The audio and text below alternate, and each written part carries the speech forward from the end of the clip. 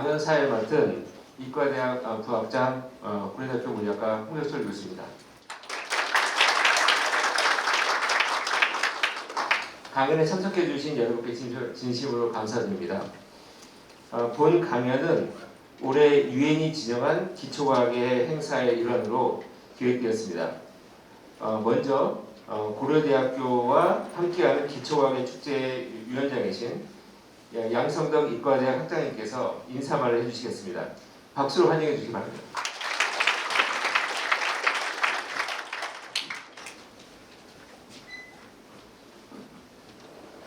안녕하십니까. 방금 소개받은 이과대학장 양성덕입니다. 이렇게 행사에 같이 해주셔서 정말 감사드리고요. 이 행사는 유엔이 올해를 지속 가능한 발전을 위한 기초과학의 해로 지정을 하면서 전국의 28개 대학이 이제 행사를 이제 하고 있어요. 저희도 이제 거기 동참해가지고 기초과학을 이제 진흥시키기 위한 여러 가지 이제 행사를 이제 진행을 하고, 이 김영기 교수님의 강연을 이제 마지막으로 원래 행사가 이제 마무리됩니다. 하여튼 유엔이 지속 가능한 발전을 이제 목표로 이제 하면서 그 중에 이제 기초과학의 중요성을 굉장히 강조를 하고 전 세계적으로 기초과학의 진흥을 위해서 많이 노력을 하고 있는데, 그렇게 하게 되기까지는 요즘 이제 세상에서 발생하고 있는 여러 가지 문제가 굉장히 좀 심각하고, 그거를 해결하는데 정말 과학이 그리고 기초과학이 굉장히 중요한 역할을 이제 해야 한다 하는 그러한 이제 자각이 이제 들어 있습니다. 여기 계신 모든 분들 아마 그런 생각을 갖고 이제 계실 건데요. 우리 오늘 마지막 강연을 해주실 김영기 교수님께서는 정말로 우리 한국의 과학계를 넘어서 전 세계의 과학계에 큰 이제 족적을 남기시고 계시는, 굉장히 이제 사실 저희로서도 모시기가 굉장히 어려운데, 아까 이제 잠깐 뵈면서 일정을 들어보는데 깜짝 놀랐어요. 이렇게 바쁘신데 그래도 시간을 내셔가지고 여기 이제 강연을 해주시러 오셨구나. 다시 한번 저희가 정말로 귀한 분을 모시게 되었다는 것을 여러분들께 말씀드리고, 정말로 굉장히 좀 귀를 기울여서 먼저 이제 인생을 살아오시면서 젊은 청년들을 위해서 좋은 말씀을 이제 해주시려고 오셨는데, 한마디라도 더 이제 여러분들이 배우고 여러분들이 살아가는 데에 조금이라도 도움이 되었으면 이제 좋겠습니다. 자,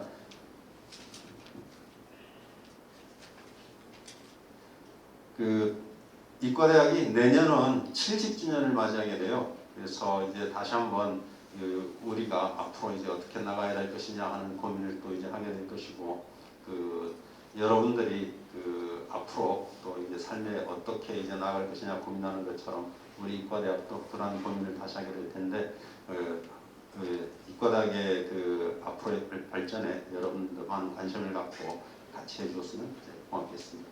자, 이 말씀을 하겠습니다.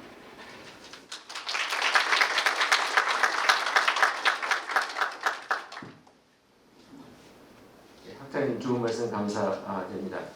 오늘 강연을 해주실 김영기 교수님을 소개해드리겠습니다. 1984년에 여기 고려대학교 물리학과에서 학부를 마치시고, 그리고 이어서 1986년에 석사를 받으신 후에 도미하셔서 1990년에 미국 로체스터 대학교에서 입자 물리학 실험 분야에서 박사를 받으셨습니다. 1996년까지 약 6년간 UC 버클리에서 연구원을 지내신 후 96년부터 2002년까지 같은 대학교에서 조교수, 부교수, 거쳐 교수로 재직하였습니다. 2004년부터 시카고 대학으로 옮겨 재직하고 계시는데요. 시카고 대학은 입자 물리학의 성지라고 할 만한 페르미 랩이 있는 것의 거점 대학입니다. 시카고 대학 물리학과 학과장으로 봉사하셨고, 여성학자로서는 최초셨습니다. 영예와 업적이 엄청 낮아서 이를 모두 다 헤아리자면 1시간이 부족할 수도 있는데, 간단히 말씀드리면 2000년에는 주목할 20명의 젊은 과학자로 선정되셨고, 그때 우리말로 하면 충돌의 여왕, 그리고 콜리전 퀸 이렇게 불리셨더라고요. 그리고 각종 가속기 실험팀의 리더로 주도적인 역할을 하셨으며 페르미랩의 부소장이셨고 미국 물리학회 입장이 장물리 쪽 분과장은 물론 2024년인가요? 그때부터 미국 물리학회 회장으로 취임하실 예정입니다. 그리고 한국 과학자의 큰 영예라고 할 수 있는 호암상을 아주 일찌감치 2005년에 수상하셨습니다. 그리고 저도 교수님과 인연이 있는데 1990년에 제가 막 박사과정에 입학했을 때 첫 모임에서 막 신임 교수로 부임하셔서 교수님을 뵙고 밥 먹었는데 그리고 한편에 또 한국인 교수가 계시다는데 이제 존경스럽고 자부심을 느꼈던 게 벌써 한 20년도 더 지난 추억이 됐습니다. 오늘 청년들에게 과학자로서의 길 그리고 미래의 꿈 등 값진 말씀을 해주시리라 생각합니다. 큰 박수로 환영해 주시기 바랍니다.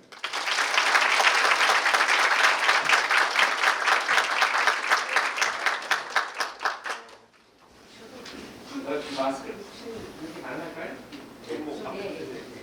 여러분 다 끼고 전화 잘안 들릴 것 같아요.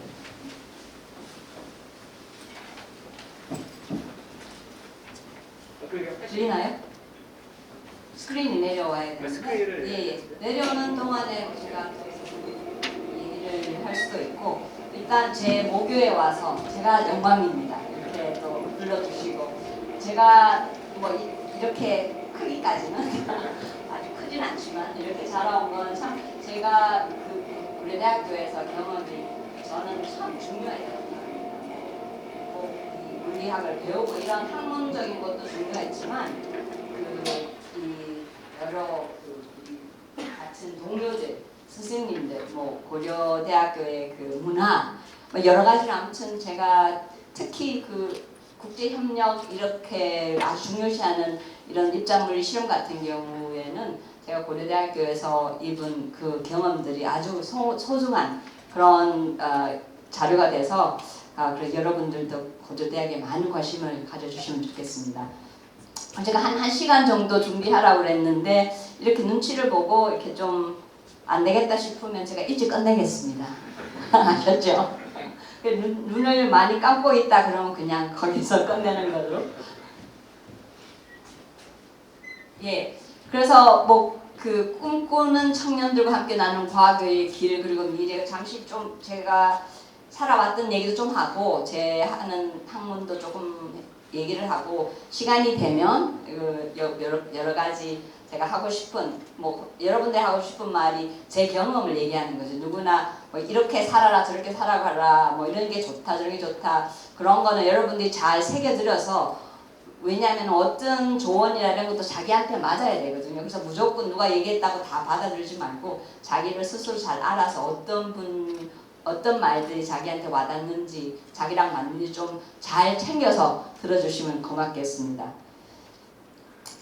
벌써 우리 들으셨지만 우리 학장님께서 올해는 아주 특별한 해 그래서 몇 가지 올해의 특별한 해에 대해서 말씀을 조금 하겠는데 벌써 뭐 유엔이 2022년이 세계기초과학의 해로 초청됐다는 거 벌써 얘기를 들었고 우리 세계가 가지고 있는 여러 문제점 뭐 코비드에서부터 뭐 이 기후 문제나 이런 것도 기초과학이 얼마나 그 중심에 되고 바탕이 되어야지만 그런 숙제가 풀리는 거 벌써 아셨고 저도 그래서 물론 과학 뭐 기술이나 뭐 혁신 아주 중요하고 이 많은 그런 내용을 많이 여러분도 듣고 계셨지만 그래서 앞으로 진짜 앞으로 더 잘 진보를 잘 하려면은 기초과학이 아주 중요합니다. 그래서 저는 생태계에서 여러분이 자연 생태계에서 뭐 한쪽이 뭐 빠졌다거나 그렇게 되면 전체가 무너지듯이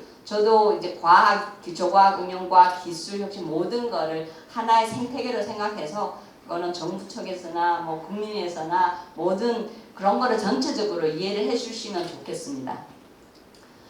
또 그래서 또 특히 이제 올해가 아주 중요한 거는 우리가 말씀드렸었지만 내년이 고려대학교 70주년이 되는 해고 제가 알기로는 지금부터 1년 동안 많은 프로그램이 있을 거니까 아주 주의 깊게 보시고 많이 참석을 해주시면 저도 고대인의 한 사람으로서 기쁘게 생각하겠습니다. 제가 공자님이 뭐 나이에 대해서 공자님이 사신 게 71살 정도 사실 정도 살았었는데 그 나이에 따라서 자기 경험이지만 이렇게 이름을 그리고 뜻을 붙였습니다. 그래서 잠시 우리가 얘기를 해보면 이게 어디가 레이저가 어느 거죠? 이건 아니고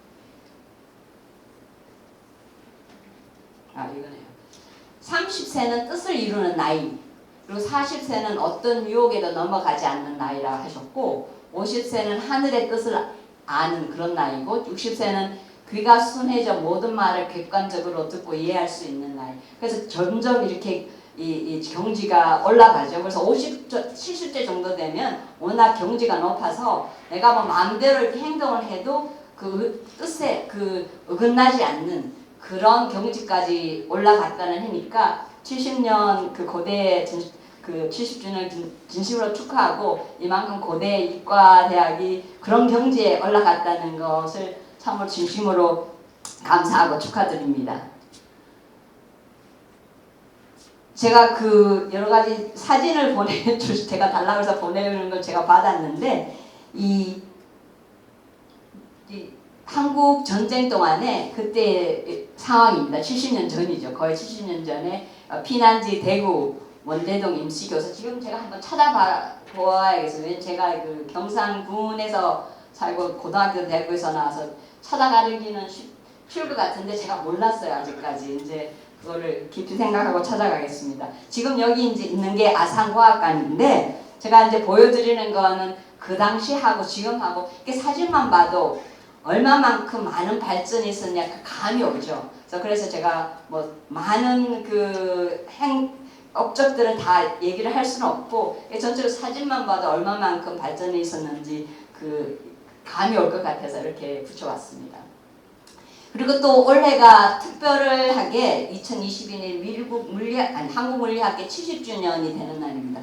그리고 참 제가 조금 이 말이 좀 서툴어요. 그 미국에 좀 오래 살다 보니까 영어도 잘 못하고 한국말도 잘 못하고 이런 식인데 제가 이렇게 말이 잘 씹히고 거기다 경상도 사투리가 좀 들어가서 좀 한국말이 좀 어수선하고 잊어먹거나 막 씹히고 그래도 좀 용서해 주시기 바랍니다. 알았죠? 예.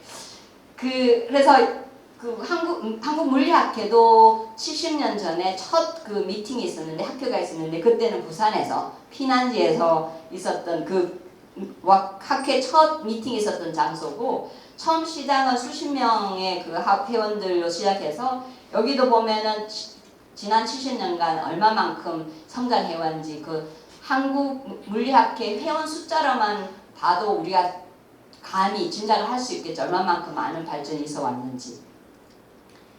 그리고 지금 제가 현재 그 재미과학기술사협회 회장으로 있습니다. 1년 동안. 그래서 잠시 제가 또 그거를 소개를 해드릴게요. 이게 언제 시작되냐면은 71년 12월에 그때 이제 약 70명의 그 한인들, 그분들은 다 미국을 유학하셔서 어느 정도 자리를 잡고 계시는 분들이 같이 모여서 그 당시에는 한국이 뭐 과학 기술적으로 많이 힘들어 그런 상황이니까 모국을 위해서 어떻게 그 미국에 계시는 한인들이 도와주실 수 있을까 그걸 목적으로 이렇게 만든 게 이 제니 과기협인데 현재는 모습이 아주 달라요. 그 액티브한 그 멤버들만 해도 한 7,000명 정도 되고 우리가 연결할 수 있는 한인 과학기술자도 한 3만 명 정도 되고 그래서 아주 규모가 크고 지부도 미국 전체에 한 70개가 넘고요. 학생도 대학생에서부터 뭐 대학원 이런 식으로 해서 20개가 넘고 그래서 차세대 젊은 층들 인원이 한 1,000명 정도 됩니다. 그리고 과학공학기술분야 전 분야를 커버를 하고 있고 뭐 학교뿐만 아니라 뭐 연구소, 기업체 그리고 창업 이렇게 특히 이제 1.5세 2세대들은 창업 기업에 관심들이 많아서 우리가 그분들의 커리어를 도와주는 그런 프로그램이 많습니다.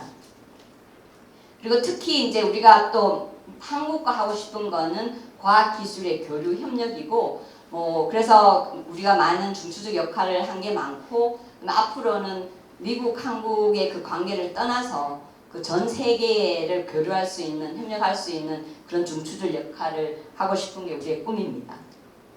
그래서 이거는 우리가 매년에 이제 UK가 아니고 US인데 US 코리아 이렇게 같이 모여서 한국에서 한 뭐 3분의 1 정도 오고 한 1000명이 모이는데 미국에서 한 3분의 2 정도 해서 그 한국에 있는 과학기술인들 그리고 여러 기관들의 그 리더들과 미국에 계시는 분들 같이 모여서 여러 가지 협력할 수 있는 방안과 서로 학술적 논의도 하고 그런 식으로 하고 있는데 우리 올해 한 거는 8월 중순에 그 워싱턴 DC에서 했습니다. 그래서 그게 이제 제가 지금 현재 하고 있는 일들 중에 몇 가지를 제가 짚어봤고 그리고 또 하나 이제 제가 시작한 거는 이렇게 팬데믹 동안에 그전 팬데믹 전이면 항상 우리가 직접 모여서 미팅하고 워크숍하고 그런 거에만 연연했는데 그 팬데믹을 하는 동안 우리가 이제 얼마만큼 줌 같은 버추얼 미팅을 하면은 파급 효과가 아주 커요. 물론 직접 만나서 하는 그 장점도 있지만 이 여러 가지 많은 그 학생들이나 그 대중들을 상대로 하려면은 이 줌이 참 여러 가지로 좋은 점이 많아서 그래서 이제 올해 제가 시작한 거는 그 재미 한인 과학기술인들 과의 그 간담회를 시작할 건데 제일 첫 우리 손님이 허준희 교수님이신데 이분은 여러분이 그 필즈 메달이라는 거 아세요, 여러분들? 그러니까 수학에서 노벨상이라고 하는 그 필즈 메달을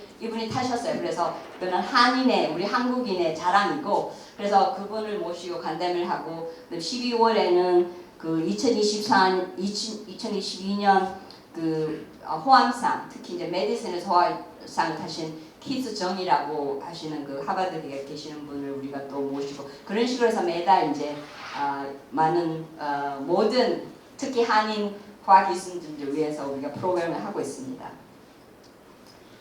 이제 조금 이제 분위기를 바꿔서 이제 지금까지는 2022년이 좀 중요했던 그 이유를 말씀드렸고 뭐 여러분들 제가 어떻게 커왔는지 잠시 소개를 해드리겠습니다. 조금 제 얘기하는 게 어떨 때는 좀 쑥스럽긴 한데 아마 그런 게 또 여러분한테 더 많이 다가올 수도 있고 그런 의미에서 얘기를 할게요. 저는 뭐 경북 경상군 하양면 그 당시에는 지금은 하양읍이 됐는데 거기서 태어나서 여기 이제 우리 부모님 1950년 6.25가 시작되는 그 해에 결혼식이고 저는 넷째 딸이고 위에 오빠가 하나 있고 이렇게 아들 딸 제고 또 동생입니다. 그래서 제 이름이 김영기인데 좀 남자 이름 같죠. 우리 부모들은 아들을 하나 더 낳으면 좋겠다. 그래가지고 그때는 딸 이름을 아들 이름처럼 하면 그 다음은 아들이 되겠다. 그런 식으로 해서 했는데 또 딸이어서 그냥 그때 끝난 건데 사실상 그래도 우리 부모님들은 뭐 그 딸아들 구별 교육이나 이런 거에는 아주 열정이 많으셔서 참 저는 아주 여러 가지 뭐 럭키한 경우인 것 같습니다. 우리 부모님들 워낙 잘 격려를 해주시고 여러 가지 서포트를 항상 해주셔서 그래서 국민학교도 이제 하양면 그 당시에서 있었는데 저는 이게 산수를 많이 좋아했고 과목 중에도 다른 과목은 거의 제가 뭐를 배웠는지 모를 정도로 잘 관심이 없었던 것 같았고 무용을 아주 좋아했고 음악 특히 노래하는 걸 많이 좋아했습니다. 그래서 어린 시절이 참 재밌었는데 중학교도 이제 그 시골 하양면에서는 공립이었어요. 남녀 공립으로 됐는데 전혀 과학에 여러 가지 모르다가 수학밖에 모르다가 이제 우리 과학 선생님이 중학교 때 경북 그 과학 경시대회에 한번 나가보라고 국내 학생들을 불렀어요. 그래서 그 저녁 때 이렇게 여러 가지 뭐 생물도 가르쳐주고 물리, 화학, 지질학 이런 식으로 가르쳤는데 그때 처음으로 제가 과학에 접근을 했던 때고 그래서 부모님들이 중요하고 선생님들이 중요하고 아무튼 그 점을 여러분한테 얘기를 하고 싶고 그래서 그때 그런 경험이 있었고 그래도 그 고등학교는 대구로 유학을 갔어요. 유학 가서 또 과학은 또 다 잊어먹고 그냥 수학만 또 좋아서 따라다니고 그때 당시에도 이제 뭐라지 학교 수업이 아닌 다른 거에도 관심이 많아가지고 여러 가지 활동도 좀 많이 한 편이고 그렇게 해서 이제 고려대에 들어왔어요. 그때 당시에는 이과 계열로 와서 나중에 2년 됐을 때 과를 정하는데 처음 제가 고려대 들어왔을 때는 수학을 하겠다. 역시 수학은 내 것이다. 그래서 그렇게 왔는데 1년 동안 뭐 여러 친구들, 뭐 동료들 학교 이 주변에서 뭐 듣고 보고 뭐 읽고 하는 거 영향을 많이 받아가지고 물리도 참 재밌겠다. 그래가지고 물리를 그러면 한번 해보자. 그 제가 좀 겁이 없어요. 그런 장점이 있는데 그래서 뭐 물리가 내 것이 아니면 다시 수학으로 가는 거는 괜찮겠지. 그런 마음을 먹고 이제 물리를 했는데 계속 더 좋아지더라고요. 그래서 지금까지 하고 있습니다. 그리고 3학년 정도 돼서 4학년, 3학년 때 우리 이 강사 교수님 이제 석사 우리 지도 교수님인데 이분의 그 양자역학에 제가 또 뿅 갔어요. 그 아주 명쾌하게 잘 설명해 주시고 근데 처음으로 이런 양자역학을 접했고 해서 제가 아주 그분을 따라 다니고 싶은 그런 마음이었고 그래서 학사를 졸업할 쯤에는 뭐를 해야 되는지 뭐 이걸 회사를 갈까 대학원을 갈까 이렇게 생각하다가 그래도 공부를 계속 하고 싶다 그런 생각이 들었고 그러면 유학을 가야지 그랬는데 4학년 뭐 다 끝나갔는데 유학 가야지 준비가 아무것도 안 돼 있으니까 할 수가 없죠. 그럼 미리미리 한 1년 전부터 뭐 터플 봐야죠. 뭐 GR이라는 것도 봐야 되고 여러 가지 해야 되는데 그런 게 전혀 저는 생각도 안 하고 있었을 때라서 석사 과정에 다니면서 그걸 준비해야 되겠다. 그래서 강상우 선생님의 제자로 있으면서 학사를 하면서 석사를 하면서 유학 준비를 해서 86년에 가게 됐고요. 그리고 여러분은 아마 좀 어려서 잘 모르겠지만 혹시 무궁화꽃이 피었습니다라는 소설 아시는 분? 그래도 꽤 되네요. 여기에 주인공이 그 이휘소 박사님과 비슷한 성격으로 나와서 아마 그분을 모델로 삼고 쓴 소설 같은데 소설 내용은 사실이 아닙니다. 거기 보면 뭐 핵무기의 그 비밀을 뭐 뼈에 막 못 가져오니까 뭐 넣어가지고 왔고 뭐 이런 한국까지 와서 그랬던 그런 거는 사실은 전혀 아니고 이분 입자물 이론하시는 분인데 강사 교수님도 이론하시는 분이고요. 근데 이제 그 이휘소 박사님의 첫째 여자가 강사 교수님입니다. 그래서 뭐 가끔씩 기자들이 이제 인터뷰할 때는 항상 이 관계를 물어봐요. 이휘소 박사님, 그분의 제자인 강사 교수님, 그리고 제가 또 그분의 제자니까 우리 할아버지 빨의 그 스승이다. 뭐 그렇게 얘기를 하는데 그래서 조금 더 제가 이휘소 박사님 얘기를 하겠습니다. 조금 이따가. 그래서 일단은 제가 그 석사에서는 이론 물리를 특히 입자물 이론을 하겠다고 한 건 제가 워낙 수학을 좋아하는데 물리과를 왔으니까 그래도 수학에 가장 가까운 거는 이론 물리겠다. 제가 뭐 아는 게 있어서 그건 아니라 그냥 그렇게 생각을 하고 이론 물리를 하겠다. 입자물 이론을 하겠다. 그렇게 생각을 했습니다. 그리고 이제 중요했던 거. 이 고려대 다니면서 제가 뭐 여러 가지 경험을 많이 했다고 그랬죠. 1학년, 2학년 때는 제가 동아리에 미쳤습니다. 거기 탈춤반. 그때는 동아리를 안 하고 우리는 서클이라고 그랬는데 이제는 동아리라고 그러네. 탈춤반이 워낙 좋아가지고 패션을 배우겠다는 그 마음에 그래서 거의 매일 참고로 여기에 있는 인물들은 제가 아닙니다. 사진이 없어요. 보니까 찾았는데 나오는 사진이 없고 거의 매일같이 몇 시간 동안 이렇게 탈춤 연습을 하고 제가 주로 맡았던 거는 미알 할미 여기입니다. 봉산 탈춤에서 그래서 많이 했던 기억이 나고 이 계열로 들어왔기 때문에 이과로 들어왔기 때문에 1학년 때 친구들은 뭐 여러 나중에 화학과 간 친구들, 수학과 간 친구들 그래서 아주 다양하게 이 분야의 그 친구들을 또 많이 만나는 기회를 얻게 됐습니다. 근데 제가 그 당시 1학년 때 사진인데 여기 어딘지 모르겠어요. 제가 찾아보려고 했는데 아마 없어진 것 같아요.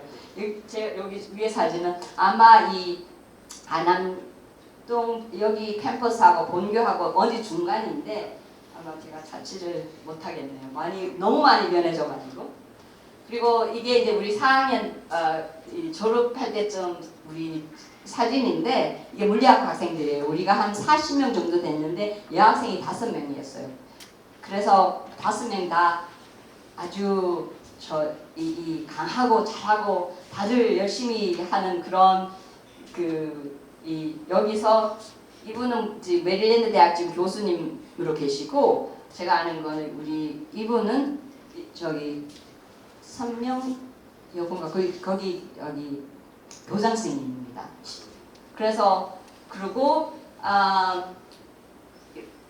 여기도 선생님이고 여기도 박사과정인데 한 사람 박사과정 5명 중에 4사람이거든요. 그래서 우리 참 그때 5명 그 여학생들은 참 잘 떴습니다. 그리고 여기 제고 여기 우리 강사 교수님 연구실 우리 학생들 석사 박사 학생들 사진 찍은 거고 여기는 뭐 대학원생들 야외도 가고 그래서 우리가 참 친목이 좋았어요. 여러 가지로 그런 거에서 배운 점도 참 많았고 그래서 86년도에 일단 제가 유학을 로체스터 대학에 동부에 있는 뉴저시 대학에 갔는데 그때 이제 그 일원을 하겠다고 갔는데 그래서 만난 교수님 스티브 올슨 교수님이라고 제 스승이 되신 분인데 그분이 참 저한테 여러 가지로 실험에 대해서 많이 얘기를 해주시더라고요. 그래서 일본에 있는 실험 제가 조금 직접 가서 할 수도 있게끔 여러 가지 이 정보도 많이 제공해 주시고 그래서 하다 보니까 또 만지고 기재 만지고 검출기 만지고 하는데 그게 너무 재밌어요. 근데 그때까지는 한 번도 한 적이 없어서 몰라서 그렇지 제가 먼저 보니까 너무 재밌어서 또 바꿨습니다. 그래서 수학을 하겠다 했다가 이론 물리를 하겠다 했다가 나중에 이제 실험 물리로 됐는데 그래서 저도 제가 뭐가 아무리 수학을 좋아해서 그게 내 거다고 생각했는데 경험 부족으로 사실상 한참 걸렸습니다. 저도. 그래도 이제 지금은 제한테 맞는 거를 찾았다는 기분이기 때문에 재미있게 하고 있습니다. 그래서 제가 나중에 말씀드리겠지만 제가 하는 입자물리 실험은 뭐 여러 가속기를 써서 하는 그런 부분도 있고 가속기를 쓰지 않고도 입자물리 실험을 할 수 있고 여러 가지 연구 분야가 있는데 특히 제가 한 거는 이제 그 가속기, 입자 가속기를 써서 하는 그런 연구를 했었고 지금도 그렇게 하고 있고요. 제가 나중에 조금 더 말씀을 드리겠지만 현재 이런 가속기는 그렇게 뭐 한 학교가 가질 수 있는 정도도 아니고 한 나라가 쉽게 가질 수 있는 정도가 아니고 워낙 많이 크고 그래서 여러 가지로 복잡하고 많은 인력과 그 기술이 필요하고 그리고 또 경제적으로 또 돈이 많이 들어가는 그런 거라서 이제 현재로는 한 3개 정도 큰 그런 가속기를 가진 연구소가 있어요. 하나는 이제 제가 대학원생 때부터 했던 일본에 있는 그런 KK라는 장소가 있고 그 연구소가 있고 그다음 미국의 페럼랩 시카고 근처에 있는 게 하나 있고 유럽의 또 선이라는 그 연구소 그리고 이제 3개 가속기 다른 가속기에서 모든 가속기가 필요한 그런 상황입니다. 똑같지는 않고 다 그 기능이 조금씩 다 다르고 다 필요한 거고 그래서 이렇게 그때 이제 시작을 했는데 여기에 재고 이 그룹은 그 당시에는 뭐 그렇게 많지는 않았어요. 지금 현재로 보면은 한 60명의 그 입자물리 학자들이 4개국에서 그때도 이제 한국이 처음으로 아주 이 의미 있는 그런 입자물리 실험 국제 협력에 가담했을 단계고 미국이 이제 주도가 됐지만 일본, 중국, 한국 이렇게 해서 4개국에서 같이 했고요. 그래서 그 입자 가속기는 크기가 여기 이거는 약 한 3km, 이 둘레가 3km. 근데 전부 땅 밑이에요. 그래서 입자 가속기를 잠시 그냥 얘기를 하면은 여러분이 조그만 거를 보려면은 이 현미경이 필요하죠. 근데 입자 가속기가 하는 거는 현미경과 비슷해요. 단지 이게 아주 슈퍼 현미경에서 아주 작은 거를 보려면은 가속기를 써서 입자 빔을 만들어서 거기다 많은 에너지를 주면 그 빔의 입자들이 아주 많은 에너지를 가지고 그래서 그들의 속도도 거의 빛의 속도가 가까워요. 그 정도 되는 입자들을 이용해서 아주 작은 거를 볼 수 있어서 그래서 가속기는 거의 슈퍼 현미경과 같다 그렇게 생각하면 될 것 같고요. 거기서 실험을 하고 그 다음에 이제 버클리 연구소에서 그 연구원으로 포스닥이라고 그러는데 있다가 이제 버클리 대학의 이제 교수가 되고 그 1990년에서 2002년까지는 실험을 그 페럼랩이라고 시카고 근처에 있는 그 연구소 여기에서 있는 이 가속기를 썼습니다. 이거는 이제 일본에 있는 것보다 더 크죠. 그래서 근데 종류가 달라. 일본에 있는 거는 전자와 전자의 반입자인 양전자가 서로 부딪혀서 충돌해서 나오는 그런 실험이고, 이거는 양성자하고 그거의 반양성자의 충돌 실험입니다. 그래서 그때까지 하고 그 다음에 어떻게 됐느냐, 2002년에 결혼을 했어요. 너무 좀 사생활적인 거지만 한국에서 결혼했어요. 대구 향교. 저도 아직까지 기억이 생생한데, 하고 이제 2003년에 시카고 대학으로 와서 이제 교수로 지금까지 있고요. 지금 조금 더 이제 소개를 받았지만 그 실험이 제가 페런에 있을 때 실험은 CDF라는 그런 실험인데, 거기는 잠시만 제가 다시 보여드리겠습니다. 보시다시피 이 검출기가 이렇게 커요. 그래서 입자 빔은 이 중심으로 들어가서 이쪽으로 하나 들어가고 다른 건 반대편으로 와서 이 중간에서 서로 충돌해서 충돌에 나온 현상을 연구하는 건데, 요 크기는 제가 이렇게 쓰면 이 정도, 제가 아무리 작지만 그렇게 작진 않은데 대충 그 감이 오죠. 얼마나 크고, 여러 가지 검출기도 여러 가지 다른 기술을 여러 가지 부분들이 많아요. 그런 걸 다 합해야지 충돌해서 나오는 모든 정보를 될 수 있으면 완벽하게 잡아야 되니까, 그렇게 하려면 여러 종류의 검출기 기술이 필요하고 많은 사람이 필요하고, 그래서 이 같은 경우는 약 700명의 그 입자물리학 하는 사람들이 20개국에서 와서 같이 하고 있고, 2004년에는 제가 이 CDF를 공동 대표하는 공동 책임자, 공동 리더가 됐습니다.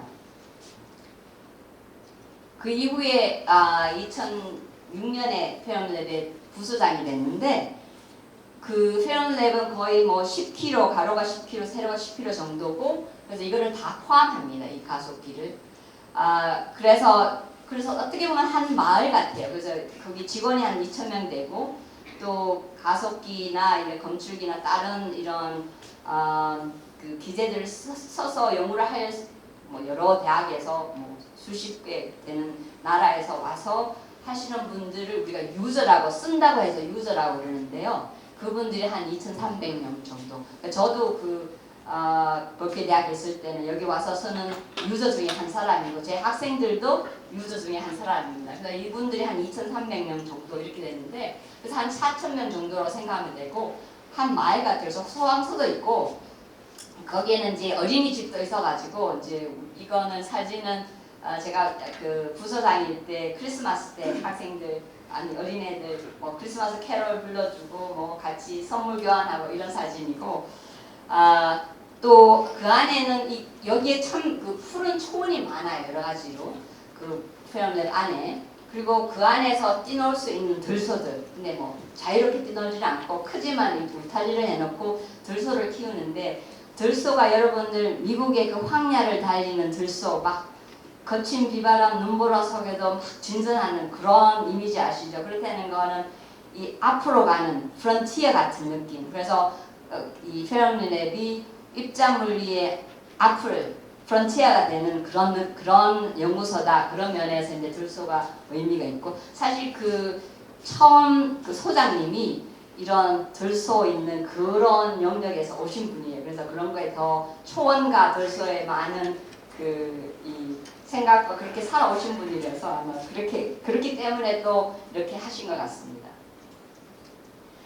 제가 이휘소 박사님 얘기를 하셨는데, 이휘소 박사님도 그 페런랩에서 계셨는데, 이분이 그 페런랩 안에 우리가 실험도 많이 하지만 이론하는 이론학자도 많이 필요하거든요. 그래서 이론부의 그 부장을 하셨던 분이신데, 안타깝게도 여기 나이를 보면 42살이죠. 그때 페런랩에서 그 콜로라도의 가족과 같이 차를 몰고 가다가 반대편에 오는 트럭의 그 타이어가 이렇게 튕겨나와서 거기에 받쳐서 이제 바로 돌아가셨는데, 참 많은 일을 하셨고 공원도 아주 컸는데 살아 계셨더라면 아마 더 큰 일을 많이 할 수 있었을 텐데 참 안타깝습니다.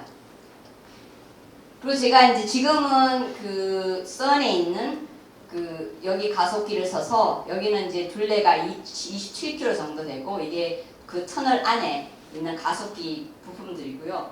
이게 제 그룹 몇 사람들 같이 찍은 사진이지만 여기는 이제 가속기 여기 검출기가 더 큽니다. 여기서 보듯이 여기 사람 서 있는 거고 여기는 한 3천 명의 그 물리학자들이 입자 물리학자 같이 모였습니다.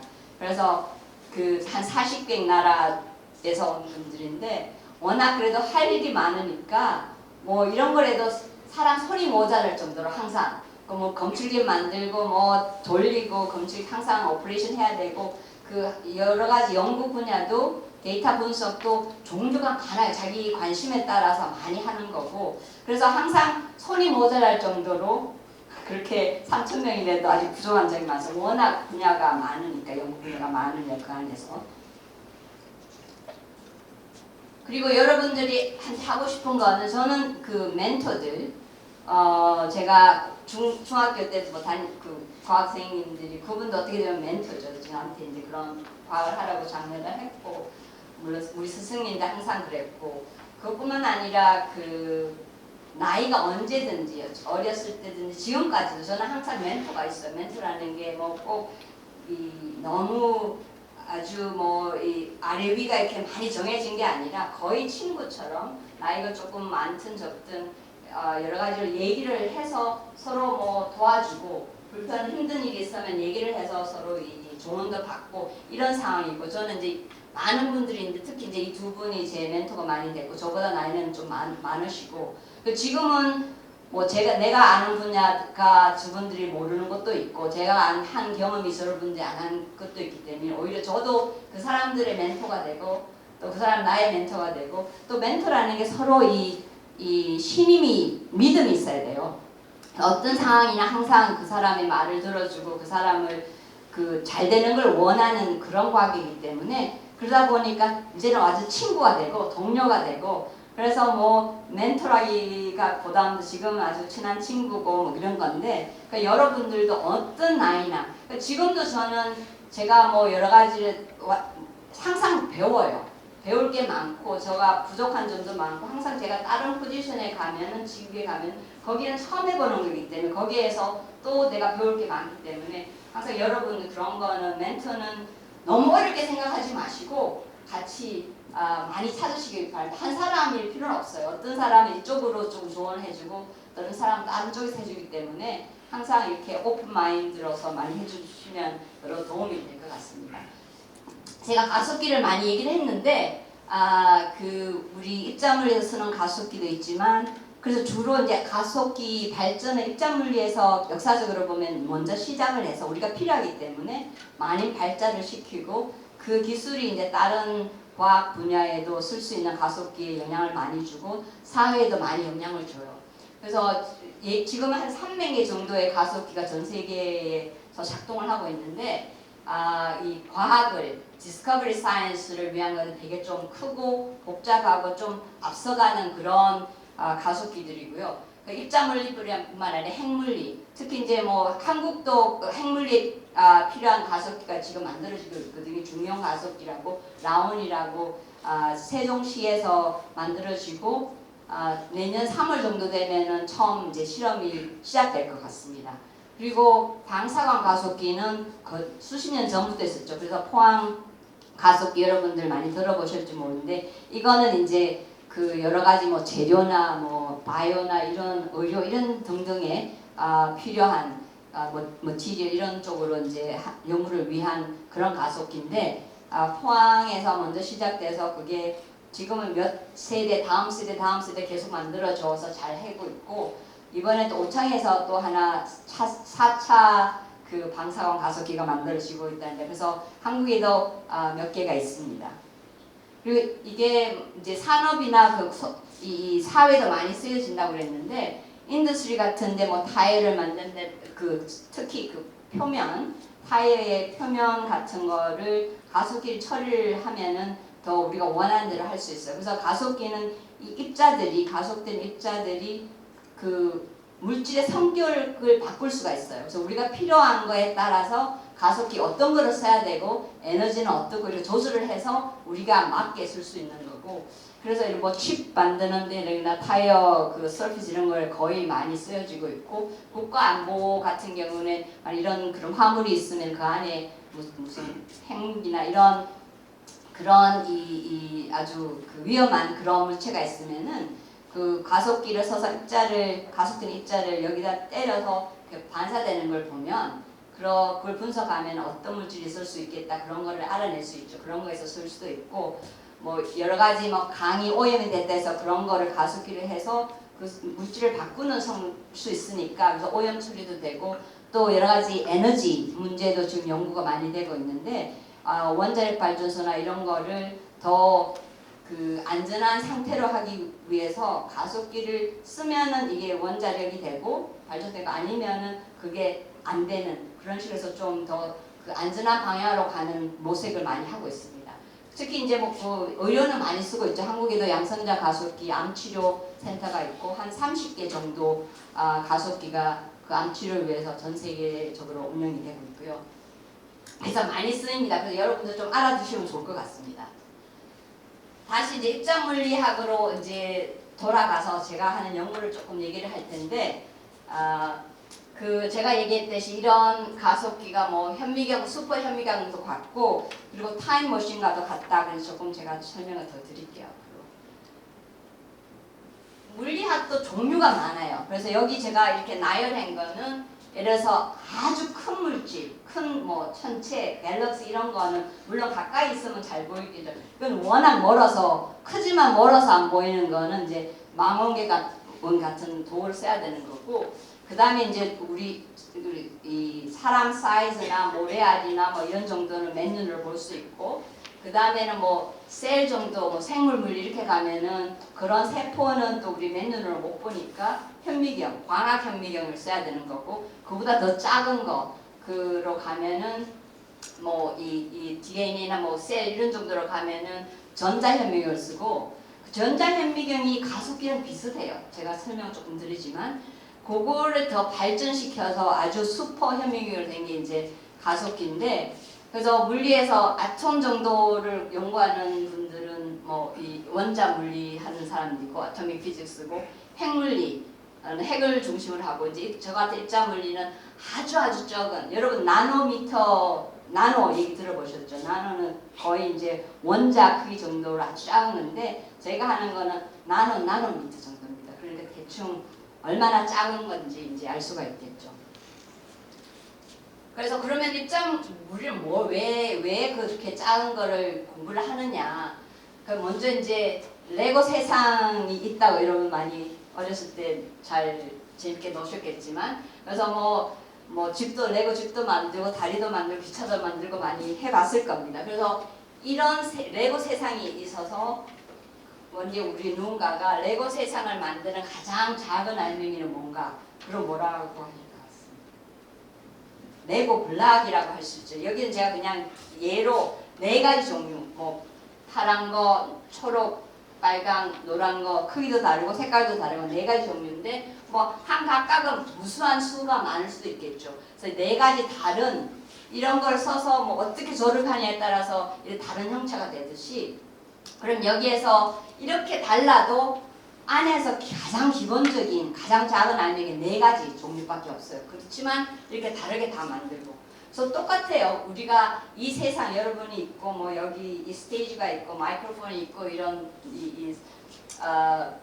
뭐 벽이 있고 다 그런 게서 우리가 이 만물을 다 만드는 가장 작은 알맹이는 뭔가 그런 거가 이제 우리가 입자물리 하는 사람들이 알고 싶어 하는 거고 그거를 뭔지 알아내는 게 목적이고 그것뿐만 아니라 우리가 이런 물체를 만들었다는 건 레고를 이렇게 접합하듯이 이런 그 작은 알맹이도 자꾸 조립을 해야지 뭐가 물체가 되죠. 그래서 거의 풀과 같은 역할을 하는 게 뭔가 그게 이제 자연의 힘인데 중력은 여러분이 잘 아실 거고 전자력, 전자기력, 중력, 양력 이렇게 자연의 4개가 있는데 그런 거를 많이 연구를 또 해서 진짜 어떤 힘이 어떻게 작용돼서 우리가 만드는지 그걸 알려고 하는 거고 그래서 하다 보니까 또 가장 작은 알맹이하고 우주 초기와 또 밀접한 관계가 있어요.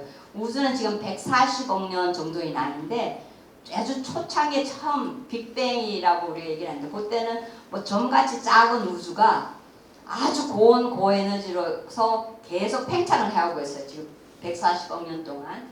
근데 우리 가장 작은 알맹이, 우리를 만드는 그런 작은 알맹이하고 우주 초에 있었던 거랑 또 밀접한 관계가 이때는 우리가 발견을 했어요. 그걸 제가 말씀을 드리겠습니다. 그래서 결국은 뭐 이렇게 하는 이유가 자연의 원리, 자연의 법칙, 어떻게 세상이 어떻게 돌아가는지, 어떤 식으로 작동하는지 자연의 법칙을 알고 하는 것이죠. 그래서 이런 거를 찾아내서 이들로 위해서 우리가 알고자 하는 게 자연의 법칙이죠, 결국은. 그래서 다시 물리학의 한 주제를 이렇게 다시 써보면은 우리가 어떻게 무엇으로 만들어졌는지, 어떻게 이렇게 뭐 풀과 같이 해서 크게 만들어지고 물체가 만들어졌는지, 우리는 어디서 왔고 왜 여기 있는지 이렇게 우리가 질문을 써볼 수 있는데, 이거는 종교적인 질문 같기도 하고 철학적인 질문도 같기도 하고 그렇죠. 근데 우리는 과학적으로 이제 설명을 하자면은 가장 작은 알맹이를 찾아내고 어떤 결합을 해서 이렇게 되고 우주의 시작과 현재를 알면은 미래를 또 약간 생각해보고 추측해볼 수 있는 그런 학문이 되겠습니다. 그래서 가장 작은 알맹이는 여러분이 생각하는 원자 떠오르죠? 맞나요? 원자 그 개념이 떠오르는데, 사실 원자의 그 의미가 더 이상 쪼개질 수 없다.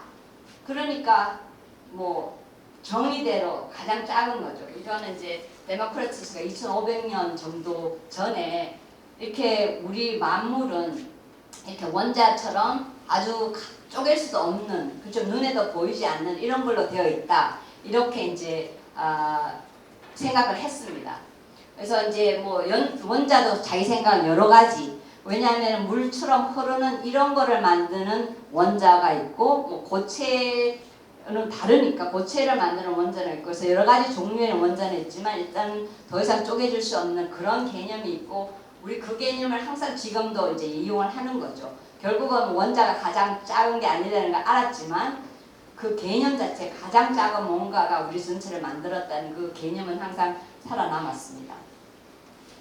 그래서 이 19세기 말에 J.J. 톰슨 분이 전자를 발견했는데, 그 메탈 플레이트에 열을 가하면은 가했더니 뭔가가 튀어나왔어요. 그게 이제 나중에는 아주 가벼운 입자, 그게 전자로 불리고, 전하는 음이고, 그 또 음과 양은 우리가 정의한 겁니다. 이게 누가 음이고 누가, 우리가 전자를 양으로 정의를 먼저 했으면 다른 건 음이 되고, 일단은 우리가 그걸 뭐 음이다, 음전하다 이렇게 정의를 붙이고, 근데 이제 일단 그 금속 원자에서 뭐가 튕겨나왔어요. 전자가 튕겨나왔으니까 원자는 가장 작은 게 아니고 그 안에 전자가 있었던 거죠.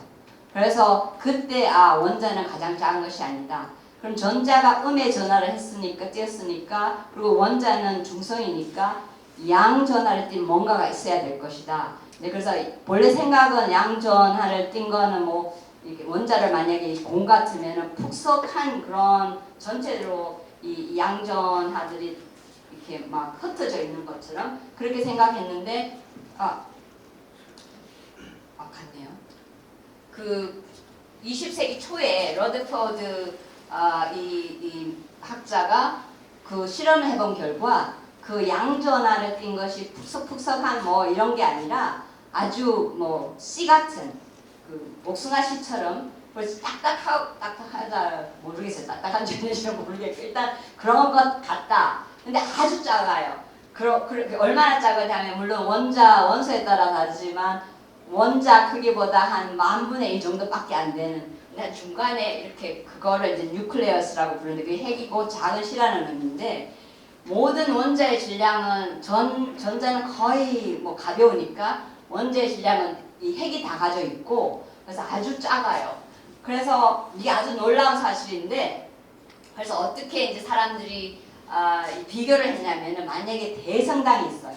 아주 큰 대성당이 원자라면 핵은 대성당 안에 있는 파리만 하다. 그러니까 얼마나 작은지 감이 오죠. 핵이 여기 원자에 비해서 얼마나 작은지. 그뿐만 아니라 만약에 대성당의 모든 무게가 그 파리 한 마리에 들어갔다고 생각하면 참 기절초풍할 일인가요? 깜짝 놀랄 일이죠. 그만큼 이렇게 이 사람이 발견한 것이 아주 획기적이고, 그래서 그 당시에 이제 대성당의 파리라는 말이 얼마나 핵이 원자에 비해서 작은가를 얘기해주는 그런 이 비교가 되겠습니다.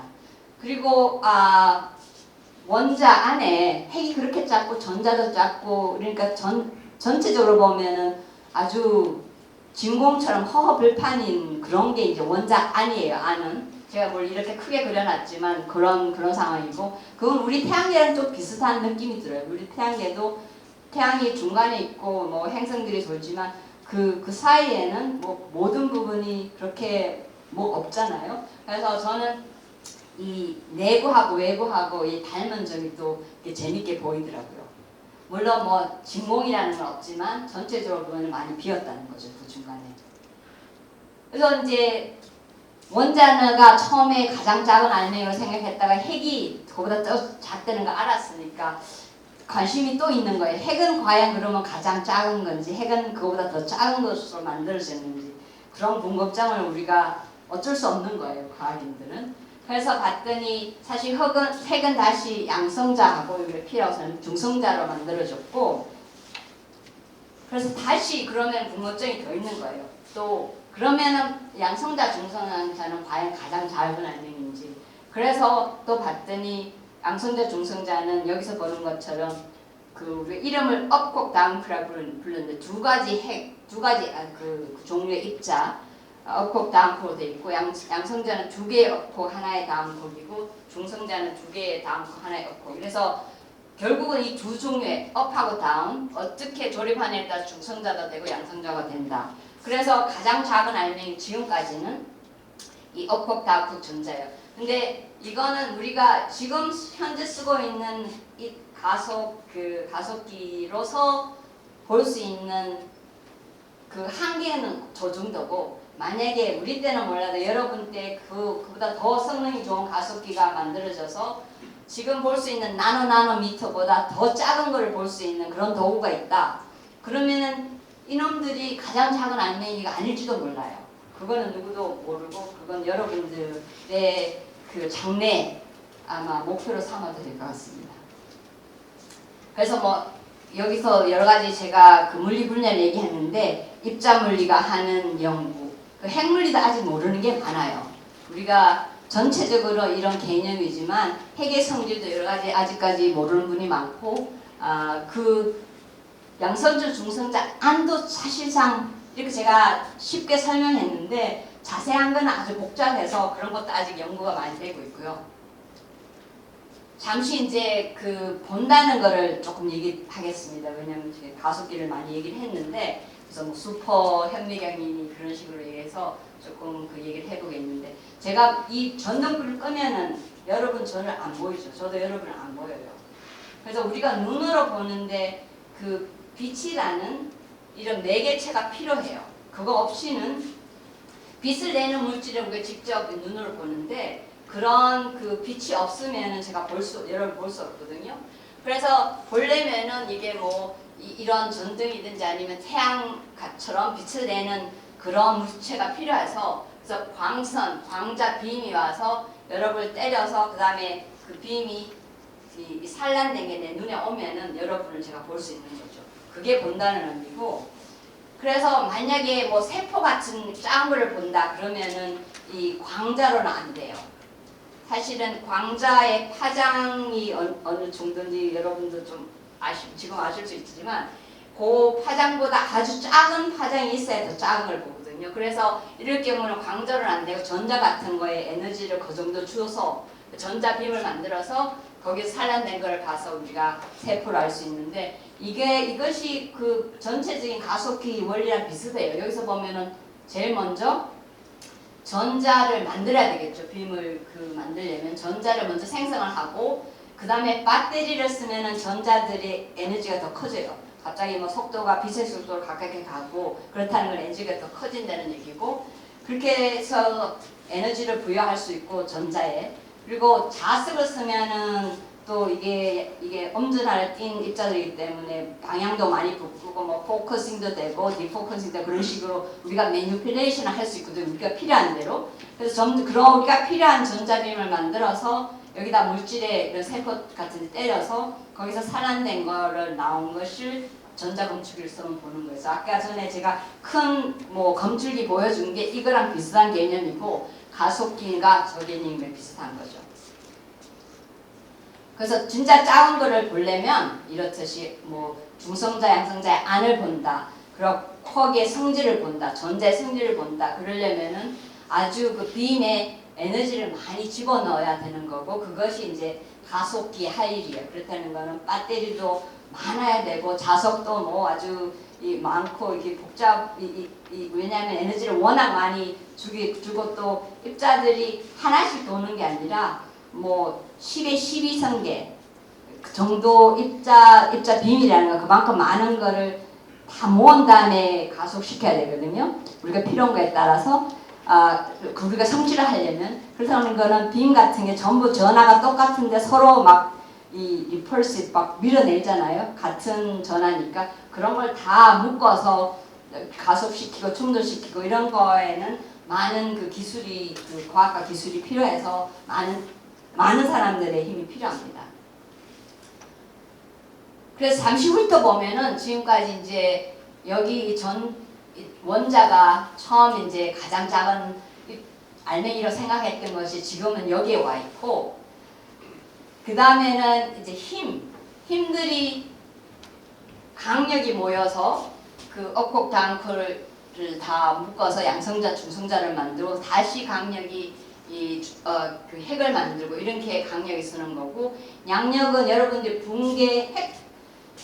이 붕괴하는 그런 핵 있죠. 그런 핵 붕괴는 또 양력이라는 힘이 그래서 뭐 힘이라고 해서 다 뭉치는 건 아니에요. 어떤 힘은 막 붕괴도 시키고 이래서 양력, 강력이 아주 중심이 되는 거 중요한 부분은 두 입자 사이의 거리가 아주 작았을 때 뭐 그 지름보다 더 작은 그런 거리에 있을 때는 양력, 강력이 가장 중요한 힘이 되고 전자리격도 있지만 무시해도 돼요. 너무 강력, 양력이 커서 근데 원자 정도, 사람 정도 크게 되면 전자력이 필요하고 여기에도 뭐 양력, 강력, 중력이 다 있지만 중력이나 그 강력, 양력은 너무 약해서 전자기력만 해도 우리가 충분히 다 설명할 수 있는 그런 상태가 되고 그래서 아주 이 질량이 큰 거 여러분과 뭐 지구의 그 사이 뭐 행성과 태양의 그 힘은 중력이 가장 중요한 그런 힘이 되겠습니다. 그래서 여러분 주기율표 많이 봤죠 화학 시간에. 그래서 주기율표는 여기 모든 원소가 뭐 100개도 넘고 그 표 만드는 자체 중요한 게 아니라 그 성질이나 그런 거를 이 표에 어디에 있냐에 따라서 여러 가지로 설명이 되거든요. 여기 있으면 어떤 성질을 가질 것이다. 여기 있으면 어떤 성질을 가질 것이다. 그래서 표 자체보다는 더 그거의 의미가 아주 크고 이게 19세기의 큰 과학의 성취 중에 하나라고 생각하는데 우리가 이제 어떤 이 원자를 봐도 예를 들어서 수소다. 그러면 양성자 하나가 수소의 핵이고 전자가 있고 그래서 이제 수소 원자가 만들어지고 헬륨 같으면 핵은 두 개의 양성자, 두 개의 중성자 그리고 원자는 두 개의 전자가 필요하고 만약 우라늄이 같으면은 양성자가 92개, 중성자가 146개 이것이 이제 유라늄 핵을 만들고 그 다음에 92개의 전자 합해서 이제 그런 원자가 되는 거고 이렇게 되거든요. 근데 양성자, 중성자가 모두 억폭다운프로 됐으니까 숫자만 다르지 어느 걸 봐도 결국은 요 세 개로 만들어져 있거든요. 그러니까 이게 참 이렇게 다른데 결국은 이 세 개예요. 그래서 그거는 아주 깊은 의미가 큰 성과라고 봅니다. 저는 20세기에. 그래서 거기에서 끝나느냐 그것뿐만이 아니라 이렇게 입자 반입자 가속기를 써서 입자 빔을 만들고 에너지를 많이 줘서 그래서 이런 입자들은 거의 빛의 속도에 거의 가깝게 가 되고 만약에 전자나 그거의 반입자 반전자 이런 그 서로 이것도 가속기가 반입자를 만들고 그래서 에너지를 줘서 고에너지의 반입자 고에너지의 입자가 서로 부딪히면은 입자 반입자는 서로 만나면 없어져요. 입자들은 없어져. 근데 에너지는 항상 보존되죠. 전과 후의 에너지는 보존되니까 에너지는 있어요. 그래서 이것들 처음에 에너지가 전체적으로 존재하고 그 아인슈타인이 에너지하고 질량은 동등하다고 그랬는데 그 말은 뭐냐면은 C는 빛의 속도라서 그냥 하나 값이에요. 제곱을 해서 그러니까 에너지가 많으면 그 입자를 고에너지라 비례되는 큰 입자를 만들 수 있다. 이게 이제 아인슈타인이 그 E = mc 스퀘어의 의미인데, 그래서 이 에너지로 질량이 큰 이런 입자들은 현 우주에는 존재를 안 해요. 이런 입자들은 주로 만들자마자 붕괴가 바로 돼서 현재 존재가 안 되고, 하지만 이런 입자들은 우주 초기에 제가 얘기했다시피 140억 년 전에 아주 고온이고 고에너지일 때 그 당시에 에너지가 있는 상황이기 때문에 우리가 그러니까 그 우주의 초기를 완전히 모든 것을 재현하는 게 아니라 그 에너지 상태는 우리가 재현을 해서 그때 있었던 입자를 만들 수가 있는 거거든요. 그래서 이런 입자들은 바로 붕괴가 빨리 돼서 우리 경출기는 결국은 여기서 붕괴된 나온 입자들을 찾아서 이렇게 만들어 처음에 이 충돌해서 만드는 입자가 이런 것이다 이렇게 알게 되는 거고, 뭐 그 인공지능 AI 머신러닝 지금 많이 얘기하는데 우리는 이런 그 입자들을 많이 분석하려면은 벌써 뭐 수십 년 동안 ML 이런 거 많이 써왔어요. 근데 우리가 머신러닝이라고 얘기를 안 하고 썼다 뿐이지 지금 와서는 우리도 씁니다. 우리가 했던 거지만 물론 지금은 훨씬 더 그 소피스테이트한 그런 머신러닝 알고리즘을 쓰지만 오랫동안 우리가 써왔습니다. 그래서 여기서 이렇게 발견된 가속기를 서서 발견된 입자들입니다. 여기에. 근데 수소 질량이 요 정도라고 생각하면 요 정도라고 생각하면은 이게 타코 같은 거는 수소 원자 질량이 한 175배, 힉스 입자 같으면 125배, 이런 거는 80배, 70배. 그래서 그 질량에 따라 지금 면적이 비례하게 지금 그려놨는데, 그래서 여러 미국과 유럽에서 다 발견한 일입자들. 그래서 입자들 발견한다고 그게 처음 많은 시작이고 그게 흥미지만 그들을 이용해서 자연의 법칙을 아는 게 우리 목적이고요.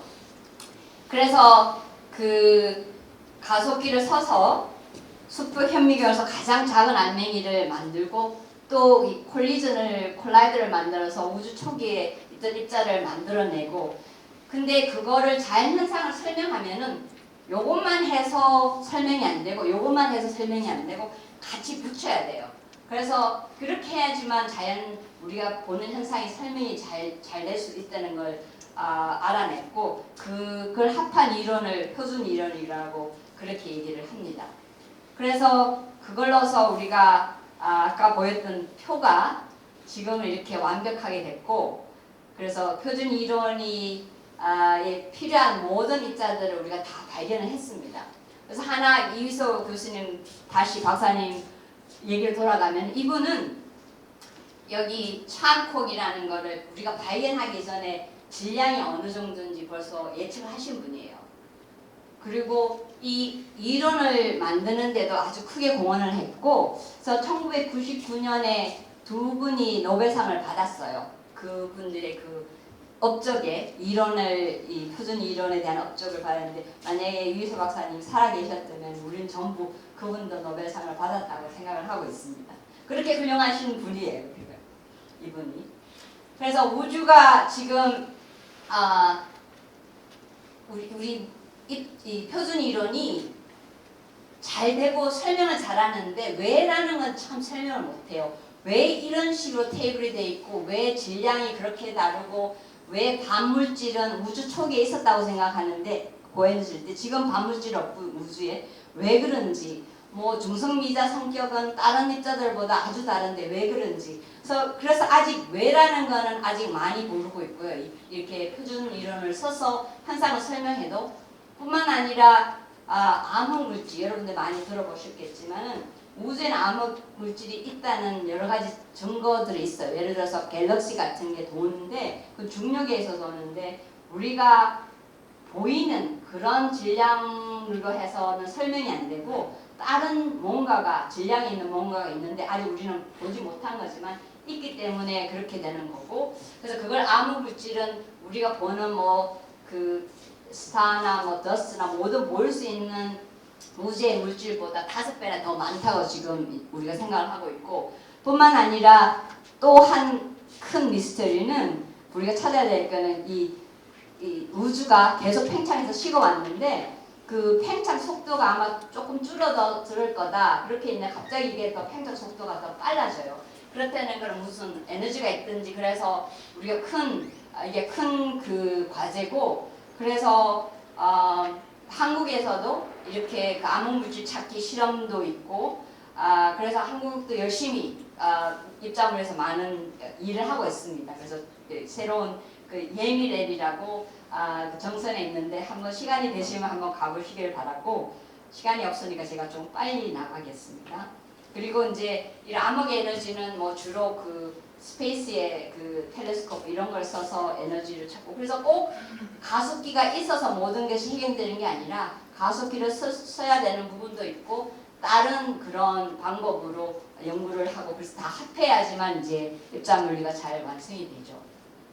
그래서 마지막으로 이 아리스토텔레스가 한 말이, 왜냐하면 우리가 이렇게 열심히 알았는데 결국은 뭐 몇 %밖에 모르고 이렇게 많은 모르는 것이 있으니까, 그 아리스토텔레스가 말한 것처럼 우리가 알면 알수록 모르는 게 더 많다, 이렇게 생각을 할 수가 있겠습니다. 그래서 이제 앞으로는 더 슈퍼 혁명으로 가서 더 작은 거를 볼 수 있고, 우주 지금보다 더 초기에 가서, 그렇게 되면 우리 생각에는 그 이론이 표준 이론보다 더 완벽한 이론이 만들어져서 다른 우리가 지금 숙제들을 더 자연스럽게 풀 수 있지 않을까, 그렇게 지금 생각하고 연구를 하고 있습니다. 그래서 마지막으로 여러분들이 하고 싶은 거를 이걸로 끝내겠습니다. 여기는 뭐라고 써놨냐면은 경천에일이라고 써있는데, 여러분 한자 아세요? 저는 모르겠어요. 여러분 요즘은 어떤 걸 배우는지 모르는데 저는 이 정도는 압니다. 그래서 경은 이제 공경할 경, 천은 하늘천, 사랑할 사람, 이 정도 다 아실 건데, 이제 우리 아버님이 이제 붓글 쓰기를 좋아해서 이걸 저한테 써주셨는데, 경천은 이제 하늘을 공경하라 이런 말인데, 이제 저는 과학인이니까 뭐 하늘 공경이 그러니까 자연의 법칙을 찾고 자연의 법칙을 존경하는 그런 걸 뭐 거짓이 없게 올바르게 찾아내는 게, 저는 그렇게 해석을 하고, 그 과학을 하는 것도 사람이 해야 되고, 특히 이제 여러 가지 제가 많이 국제 협력 많이 얘기를 했는데, 저는 예를 들어서 많은 사람이 필요하다고 그랬죠. 근데 저 같은 사람이 1000명을 모아봤자, 저같이 제가 할 수 있는 능력은 그건데, 아무리 1000명이 모아봤자 다른 걸 할 수 있는 사람이 없죠. 그래서 1000명이라는 거는 그냥 저 같은 사람은 1000명이 필요하면 안 되고, 많은 지식도 다르고 배경도 다르면 다를수록 특히 그 과학과 기술이 더 빨리 가요. 그래서 그런 면에서 다양성 표현성을 저는 이렇게 아주 중요시 여기는데, 그래서 어떤 그 백그라운드나 이런 남성 여성도 서로 우리 백그라운드 다르고 다르기 때문에 같이 있는 게 더 좋고, 여러 가지 다른 나라에서 다른 백그라운드에서 많이 하면 할수록 서로 같이 하는 게, 저는 다양하게 하는 게 더 좋은 것 같고, 특히 이제 사람을 그런 그 진실된 그런 가치 협력이 좋고, 사람을 이제 또 항상 공경하고 사랑하는 그런 마음이 있어야지 저는 이 과학과 기술이 더 잘 될 수 있다고 그렇게 생각합니다. 감사합니다.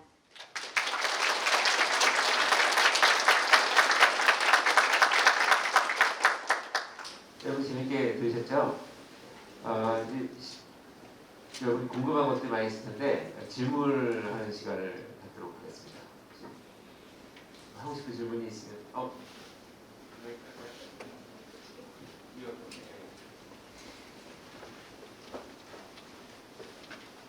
안녕하세요. 안녕하세요. 저는 원대한이라고 합니다. 예. 교수님께서는 언젠가 모든 것이 물리적으로 설명이 되는 날이 올 거라고 믿으시나요? 언젠가, 근데 끝이 없어요. 우리가 모든 거를 다 이제 물리도 제 생각에는 물리로는 다 설명이 안 되죠. 그래서 뭐 바이오도 있고 뭐 이렇게 여러 가지 과학이 다 필요한데 물리로서는 설명되는 부분이 있고 또 생명과학이 이렇게 되면은 과연 우리가 물리로 다 해석할 수 있을지 그거는 잘 모르겠습니다. 감사합니다. 예. 또 질문 하셨죠?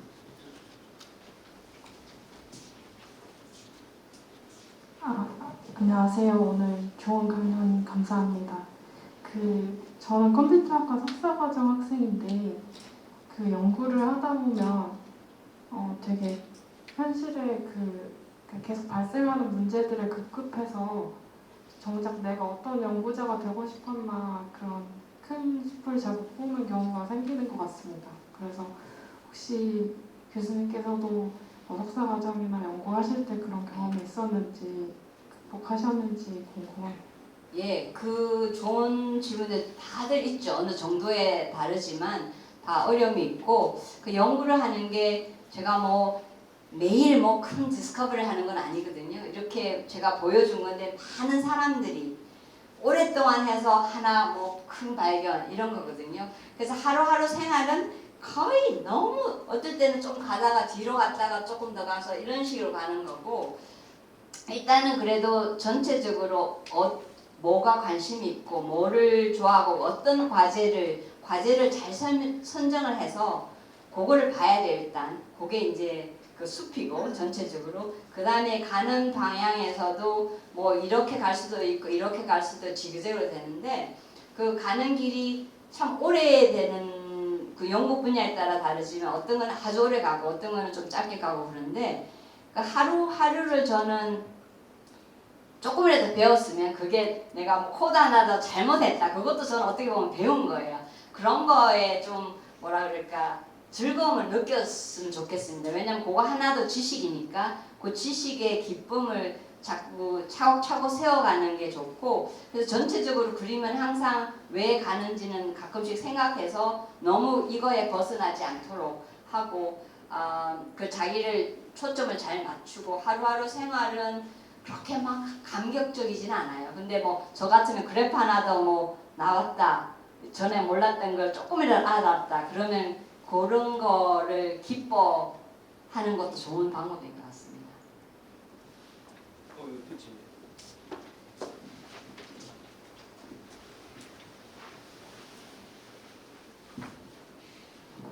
네, 오늘 너무 좋은 강연 감사드립니다, 교수님. 저는 화학과 김종순 교수 연구실에서 그 포스닥으로 있는 신진우인데요.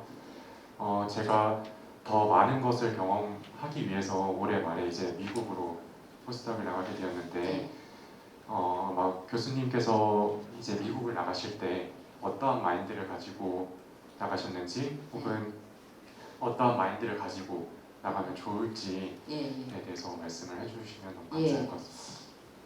근데 저는 좀 뭐라 그럴까요? 좀 생각이 좀 없었어요. 좀 그런 편이거든요. 이렇게 좀 무서움 없이 다가가고 너무 주저하지 않고 좀 그런 약간의 이 두려움, 모르는 것의 두려움을 조금 될 수 있으면 안 하고 직접 부딪히는 성격이에요. 그래서 사람마다 다른데 좀 그런 면에서 저는 부딪혀서 보고 또 거기에서 항상 바른 길은 아니니까 내가 생각했던 만큼 그래서 거기에서 이제 거기에 따라 수정을 하고 좀 그런 식이고 마인셋은 그냥 가서 뭐 부딪혀서 거기도 사람 사는 데고 다 하는데 뭐 사람도 다 똑같아요 거의.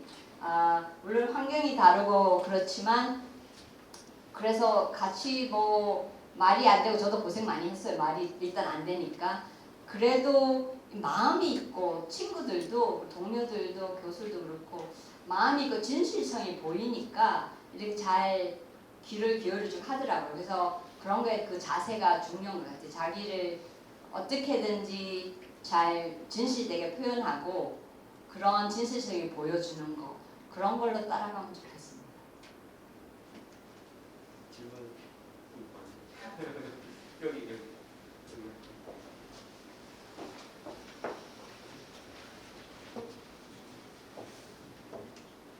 네, 그렇죠. 문과에서는 많이들 안 오신 것 같은데 영문과의 남호성 교수입니다. 예, 예. 그 충돌의 여왕이라는 예. 말씀을 듣고 그 되게 감명을 많이 받았습니다. 지금 최소 단위를 어떻게든지 구하려는 그 사람의 그 알고자 하는 욕구 같은데요. 예. 어느 시점이 되면 이제 더 이상 안 쪼개도 된다는 그런 것도 있을 거예요. 무한 쪼개미라는 건 있을 수 없지 않습니까? 어느 시점이 이제는 더 이상 안 쪼개도 된다 이런 시점으로 우리가 판별할 수 있는지 그냥. 예, 그 좋은 질문인데 그 제가 한 번은 양파를 비교한 적이 있어요. 원자를. 그거는 이게 겹겹 하다 보면 안에는 끝이 보이잖아요. 그 끝인데 우리들의 궁금증은 끝이 안 날 것 같습니다. 근데 이제 물론 우리가 어느 정도에서 아주 완벽한 이론이 나왔다. 모든 현상을 다 설명하는 그런 이론을 실험으로 해서 바탕으로 해서 만들어졌다. 그러면 끝날 수도 있을 텐데 아직 우리 숙제가 많기 때문에 숙제를 풀기 위해서 제가 여러 가지 질문했던 거는 아주 오래 갈 것 같고 제 생각에는 끝이 안 보일 거예요. 그리고 만약에 그 완벽한 이론을 만들었다 하더라도 사람의 궁금증은 어쩔 수가 없을 것 같아요. 또 하나를 더 들여다보고 싶고 그래서 그 사람의 그 호기심 때문에 그 없더라도 끝이 있는데도 계속 갈 것 같습니다. 제 생각은. 질문하는 것 같아요.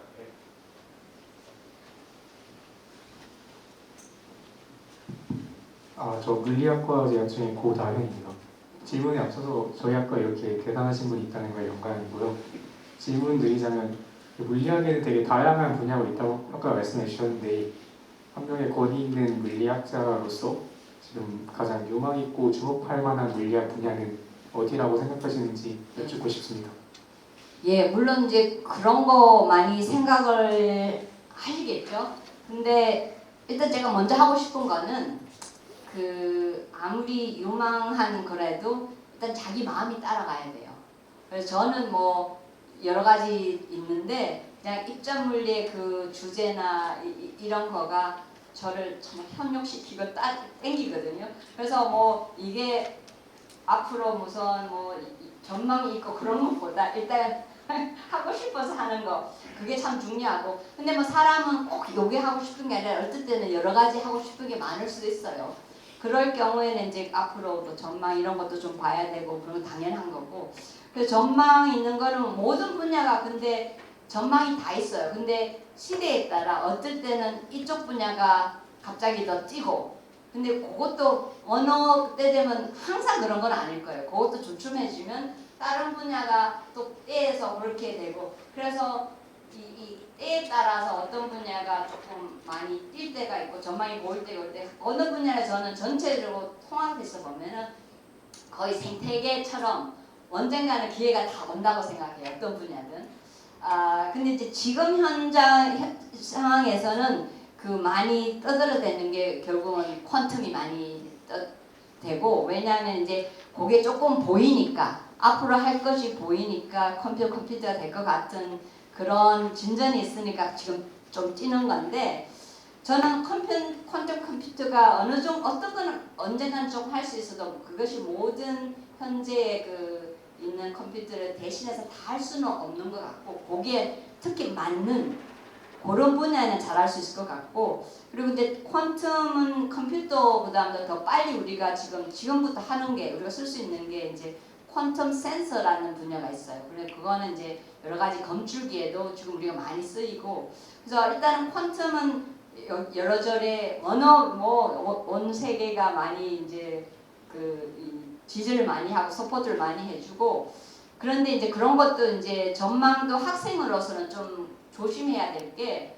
이게 또 너무 파퓰러해서 그 디맨드가 크고 그럼 거기에 이제 딱 죽으면 만약에 잘 앞이 안 보이면은 사람이 너무 많은 거예요. 그래서 그런 것도 이제 좀 여러 가지 조심해야 될 게 있어서 그런데 자기가 좋아하면은 이게 뭐 어떻게 되든지 계속 지속이 되거든요. 그래서 그런 것도 참 선망해주고 근데 뭐 AI나 ML이나 AI는 많이 쓰여져요. 그거는 뭐 어디에나 지금 많이 쓰여지고 그거는 뭐 필수한 것 같아요. 어느 분야나. 그래서 그게 이제 전망이라면 그쪽도 한 분야인 것 같습니다.